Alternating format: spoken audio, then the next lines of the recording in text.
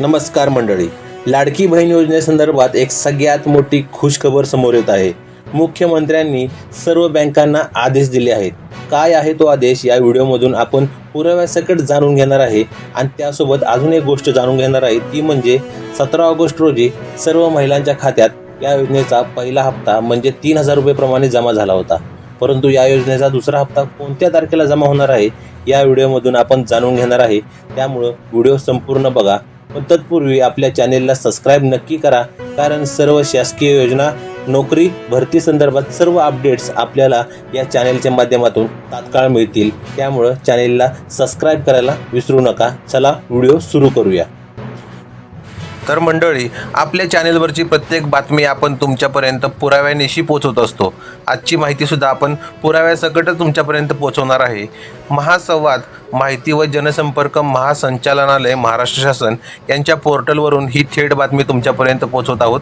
लाडकी बहीण योजना बंद तर होणारच नाही, भविष्यात दरमहा रकमेत वाढ करू, असं विधान मुख्यमंत्री एकनाथ शिंदे यांनी केलं आहे. काय आहे ही संपूर्ण बातमी आणि काय आहे खुशखबर, आपण पूर्ण बातमी जाणून घेऊया. कोल्हापूर येथील मुख्यमंत्री माझी लाडकी बहीण योजना वचनपूर्ती सोहळा कार्यक्रमात मुख्यमंत्र्यांची ग्वाही. मुख्यमंत्री माझी लाडकी बहीण योजनेमुळे महिलांच्या अर्थव्यवस्थेला चालना मिळत असून त्यांचे अर्थकारण अधिक बळकट होत आहे. ही योजना बंद तर होणारच नाही, उलट भविष्यात या योजनेतील मिळणाऱ्या दरमहा रकमेत वाढ करू, अशी ग्वाही मुख्यमंत्री एकनाथ शिंदे यांनी दिली. कोल्हापूर येथील मुख्यमंत्री माझी लाडकी बहीण योजना वचनपूर्ती सोहळा कार्यक्रमात जिल्ह्यातील हजारो महिलांच्या उपस्थितीत हा कार्यक्रम संपन्न झाला. त्यावेळी ते बोलत होते. ते यावेळी म्हणाले, कल्याणकारी योजनांची सांगड घालून विकास कामे केली जात आहेत. लाडकी बहीण योजना सर्वसामान्य महिलांसाठी सुरू करण्यात आली आहे. म्हणून तर लोकप्रिय अशा या योजनेत राज्यात 1,40,00,000 अधिक महिलांनी सहभाग नोंदवला आहे. यातील 1,10,00,000 अधिक महिलांना 2 महिन्याचे पैसेही वितरित करण्यात आले आहेत. सर्वसामान्य महिला आपल्या जीवनात करीत असलेल्या काटकसरीमध्ये दैनंदिन खर्चासाठी हे हक्काचे पैसे महत्त्वाचे ठरत आहेत. यातून महिला आर्थिकदृष्ट्या स्वावलंबी होण्यास सुरुवात झाली आहे.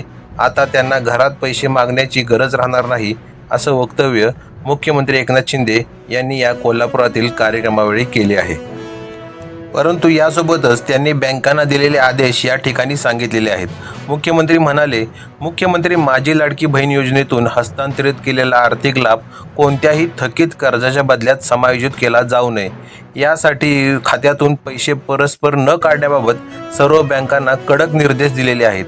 म्हणजेच काय तर महिलांच्या खात्यातून परस्पर पैसे न काढता सर्व पैसे महिलांना देण्यात यावेत, असे निर्देश मुख्यमंत्र्यांनी बँकांना केलेले आहेत. ते कोणत्याही थकीत कर्जाच्या बदल्यात समायोजित केले जाऊ नयेत, असा आदेश मुख्यमंत्र्यांनी बँकांना दिलेला आहे. त्यामुळे ही सर्वात मोठी खुशखबर आहे. सर्वच्या सर्व पैसे आता महिलांना मिळण्यासाठी वाट मोकळी झालेली आहे.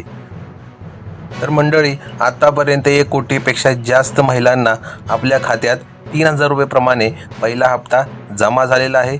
परंतु भरपूर लोकांना अशी संभ्रमावस्था आहे की आमचे पैसे कधी येतील आणि आम्ही फॉर्म भरूनसुद्धा ॲप्रूव्ह होऊनसुद्धा आम्हाला अजून पैसे जमा झालेले नाहीत. तर त्यांचा दुसरा हप्ता म्हणजे या योजनेचा दुसरा पुढील हप्ता कधी जमा होणार आहे ते तुम्हाला या व्हिडिओमधून मी सांगणार आहे. पण तुम्हाला तर माहीतच आहे की 17 ऑगस्ट रोजी सर्व महिलांना म्हणजे 1 कोटीपेक्षा जास्त महिलांना त्यांचा पहिला हप्ता 3,000 रुपये प्रमाणे त्यांच्या बँक खात्यावर मिळालेला आहे. आणि या योजनेचा जो पुढील हप्ता असेल तो म्हणजे कोणत्या तारखेला असेल तर मिळालेल्या माहितीनुसार त्याचा पुढील म्हणजे दुसरा हप्ता 4,500 रुपये प्रमाणे 17 सप्टेंबर 2024 रोजी म्हणजे कंप्लीट 1 महिन्याने येण्याची पूर्ण शक्यता आहे, अशी माहिती मिळालेली आहे. त्यामुळे सर्वांनी ज्यांनी अजूनही अर्ज भरलेले नाहीत किंवा ज्यांनी अर्ज भरलेत रिजेक्ट झाले आहेत, त्यांनी आपले ते डॉक्युमेंट करेक्ट करून घ्या आणि लवकरात लवकर या योजनेसाठी लाभ मिळण्यासाठी पात्र राहा. जर तुम्हाला कोणती मदत हवी असेल, फॉर्म भरण्यासाठी काही अडचण असेल आणि जर तुम्हाला पैसे मिळाले असतील तर तुम्ही कमेंटमध्ये हो असे लिहा. जर नसतील मिळाले तर नाही असं लिहा. आणि जर काही अडचण असेल तर आम्हाला कमेंटमध्ये सांगितली तरी चालेल. तुम्हाला थेट पर्सनली फोन करून आम्ही त्याबद्दल मार्गदर्शन करण्याचा पूर्णपणे प्रयत्न करू. पण या योजनेसाठी लाभ होण्यासाठी पूर्णपणे प्रयत्न करा. आपल्या मित्रांच्या आईला, आपल्या सर्व सहकाऱ्यांना याबद्दल सांगा आणि या योजनेसाठी सर्वांना मदत करा, जेणेकरून या योजनेचा लाभ सगळ्यांना घेता येईल.